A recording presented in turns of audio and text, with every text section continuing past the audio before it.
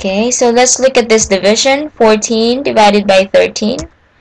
And so when we do that, so 14 divided by 3 is 4. 4 times 3 is 12. This is the long division. And we say 14 minus 12, we have 2. And so we have a remainder 2. So let's name all the components of this operation. Okay, so 14 is our dividend.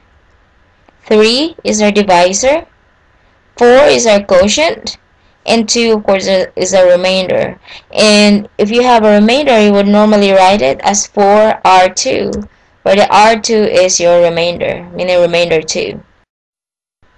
Now let's try to familiarize ourselves with simple common numbers that are divisible by numbers like 2, 3, and 5. Okay, what do you mean by divisibility?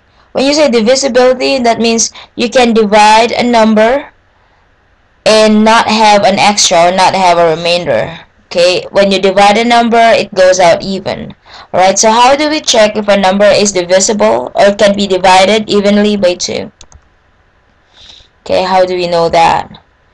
If a number is even, it is divisible by 2. Alright, so last Monday, your lesson with your parents was knowing how to determine if a number is odd or even. Like for example, we started 2, and then we skip count by 2, 2, 4, 6, and so on. Those are all even numbers. And of course, when you start from 1, skip count by 2 again, 1, 3, 5, 7, and so on and so forth. Those are odd numbers. So all the odd numbers are not divisible by 2, and all the even numbers are divisible by 2.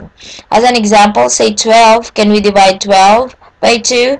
Since 12 is an even number, we can divide it evenly by 2, and the answer will be 6.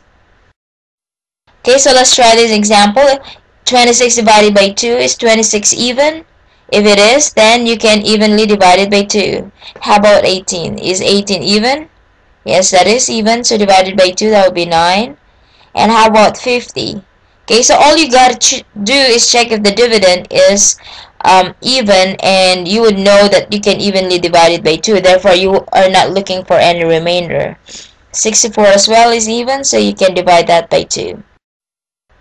Alright, how do we know if a number is divisible by 3? Okay. Alright, so we have to listen to this a little bit carefully. If the sum of all the digits of a number is divisible by 3, then the number can be divided by 3. What do we mean by that? Say for example 15. Can we divide 15 by 3?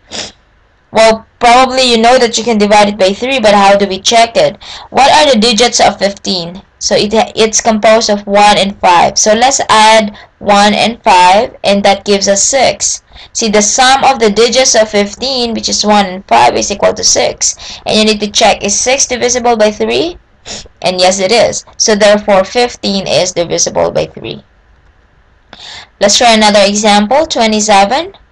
27, the digits of 27 are 2 and 9. So if you add those, that's 9, and 9 can be divided by 3. So therefore 27 is divisible by 3. Same thing with 42. That when it's a smaller number, it's easy maybe for you to determine if it's divisible by 3, but the bigger the number goes, it's kind of hard to think if they are divisible by 3. So this kind of trick is handy because you can just add all the sum. So 4 plus 2, that's 6, and 6 can be divided by 3. And same thing with 57, 5 plus 7 is 12, and 12 can be divided by 3. Okay, so let's do that step-by-step process. Can you divide 51 by 3?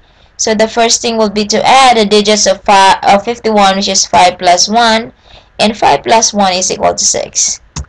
And then check if the sum 6 can be divided by 3, and yes it is. It can be divided evenly by 3. And so if it is such, if that's the case, then therefore the 51 is divisible by 3. Would you like to try it with a bigger number, like say 1554? You can try those for fun. Okay, so these are some examples. So let's just try to see if 18 is divisible by 3. So 18 is 1 plus 8, that's 9, and that is divisible by 3. 36, 2. 36, 3 plus 6, that's 9. And how about 63? 6 plus 3, that's also 9. And 51, 5 plus 1 is 6, so that can be divided by 3. Alright, so we'll skip divisibility by 4.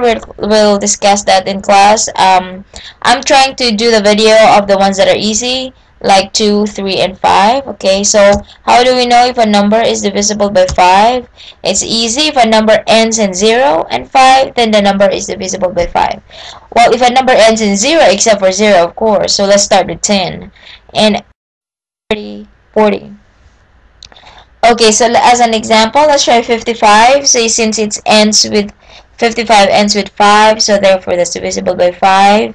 60 ends with 0, so that's divisible by 5. 35 ends with 5, so that's divisible by 5 as well. And 10, of course, it ends with 0, so that's divisible by 5. Okay, so why don't you try some examples, and we'll try to discuss divisibility of a number by 4 in class. Okay, have fun, kids.